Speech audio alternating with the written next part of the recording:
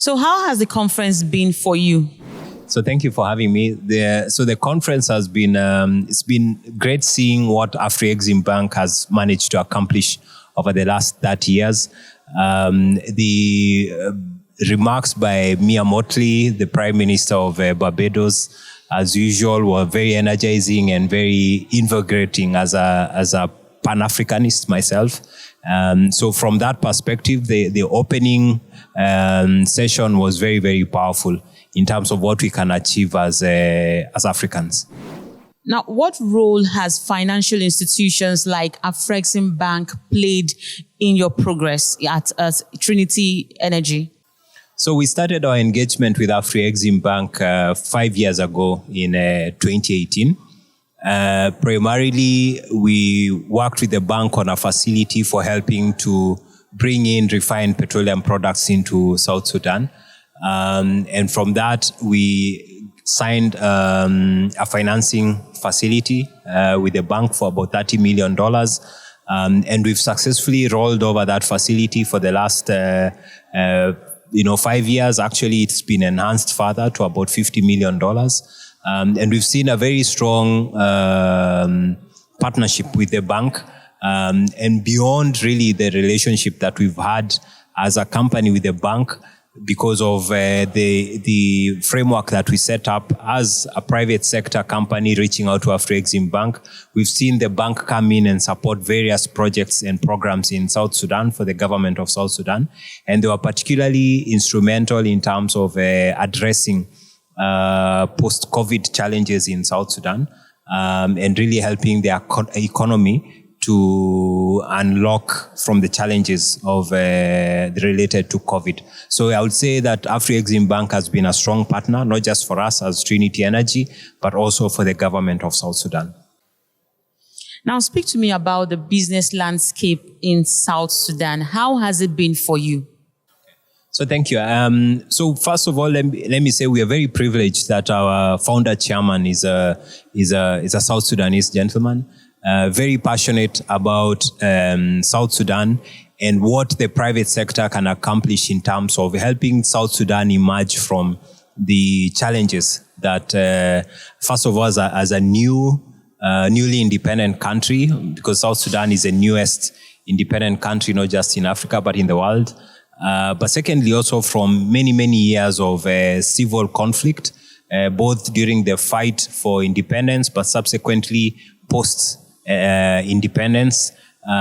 So we've seen remarkable progress, I must say, over the last 10, 11 years of South Sudanese independence in terms of development of infrastructure, stability, following the signing of the peace agreement in early 2020.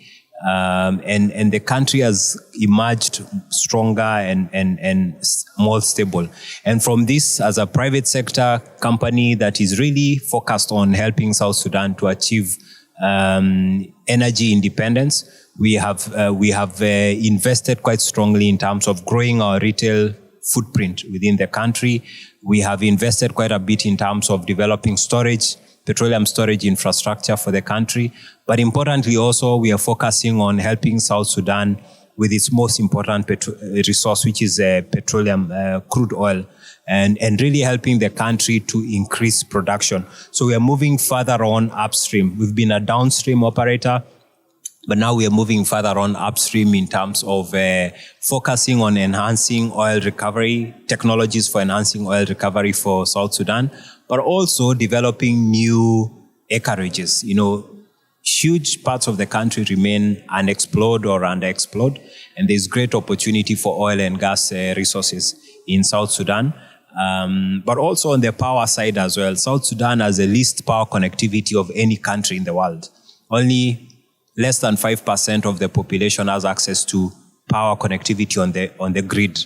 So our focus has also been to provide energy access for the people of South Sudan by developing mini-grid solutions, and we are now developing a mini-grid solution for the second biggest city in South Sudan, as well as a few other cities that we are rolling out to just help address the issue of electricity access for the masses. Now, speaking about the conflict in Sudan, I wanted to ask, how has that impacted your progress and the flow of oil into and from South Sudan? So whereas for South Sudan, we can look at entry points for petroleum products from two sides. So for the northern part of the country, where you'll find a lot of the oil, where the oil fields are, that has been coming in from Sudan. So from Port Sudan down to Khartoum and then into South Sudan. On the southern side, fuel products come in from Kenya and then transit through Uganda into South Sudan. So from the southern side, the impact has not been significant because fuel products are still coming in from Kenya. However, on the northern side, where you find fuel and other consumables for the oil fields, whether it's parts, drilling fluids, chemicals, and all these other consumables for the oil fields have been significantly impacted by the conflict in South Sudan. In Sudan, my apologies, in Sudan.